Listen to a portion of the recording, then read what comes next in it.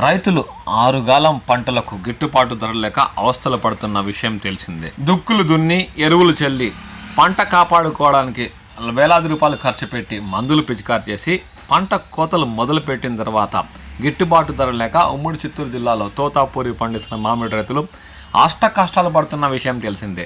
ఇప్పటికే గుజ్జు పరిశ్రమల వద్ద తమ పంటలు కోతలు పూర్తి చేసి ట్రాక్టర్ లోడ్లతో పడిగాపులు కాస్తున్న విషయం కూడా తెలిసిందే. ఇప్పుడు ఆ పరిస్థితి గుజ్జు పరిశ్రమల వద్దే కాకుండా ర్యాంపుల వద్ద కూడా చోటు చేసుకున్నట్లు సమాచారం. ఇప్పుడు గుజ్జు పరిశ్రమల వద్దే కాక ర్యాంపుల వద్ద కూడా కొన్ని చోట్ల ఒకటి లేదంటే 2 రోజులు కూడా వెయిట్ చేసే పరిస్థితి ఉందని స్థానిక మామిడి రైతులు పేర్కొంటున్నారు.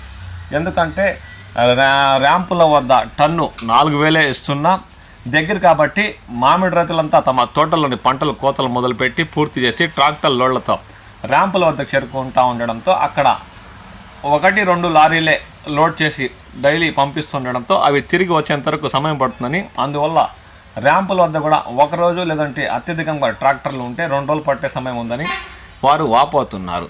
దీనిపై అధికారులు స్పందించి గుజ్జు పరిశ్రమల వద్ద త్వరగా లారీల అన్లోడింగ్ చేసి పంపించేలా చూడాలని ఈ సందర్భంగా మామిడి రైతులు కోరుతున్నారు. లేదంటే ఇప్పటికే పక్వానికి వచ్చిన కాయలు కాబట్టి అందులోని గుజ్జు ట్రాక్టర్లోనే కారుతూ తూకం వేసి లారీలో పోసే సమయంలో అందులో కూడా కోత విధించే అవకాశం ఉందని, దీంతో మామిడి రైతులు ఇలా కూడా నష్టపోయే అవకాశం ఉందని, కాబట్టి గుజ్జు పరిశ్రమల వద్ద అన్లోడింగ్ త్వరగా అయ్యేలా చూడాలని ఈ సందర్భంగా ఉమ్మడి చిత్తూరు జిల్లాలోని మామిడి రైతులు అధికారులకు కోరుతున్నారు.